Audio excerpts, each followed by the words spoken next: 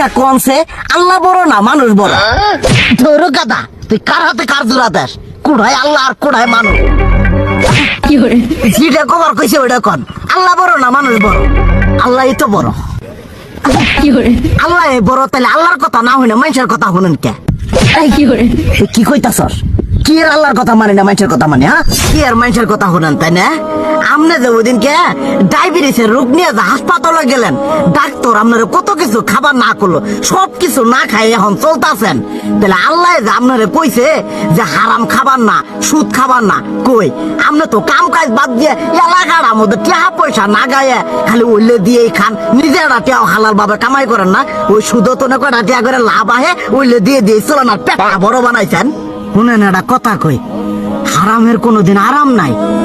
হালাল পথে রুজি রোজগার করেন, প্রয়োজনে এরা বেলা কম খায়েন, তাও শরীর পিণ্ডও ভালো থাকবো, কোনো রোগ বেদও হবো না, আরামও পাবেন, আল্লাহও খুশি থাকবো। তুই আমার এইভাবে বুঝাবি আগে কইলি না কে? আসলে এই বিষয়টা তো আমি কখনো মাথায় এইভাবে নিইনি যে আমাদের কখনো ডাক্তার নিষেধ করলে ঠিকই আমরা নিষেধ মানি, কিন্তু উপর আল্লাহ যে কত কিছু নিষেধ করে দিয়ে সেটা মানি না। আর এই যে হারাম পথে টিয়া পয়সা কামাই করতেছেন, শরীরের মতো দুনিয়া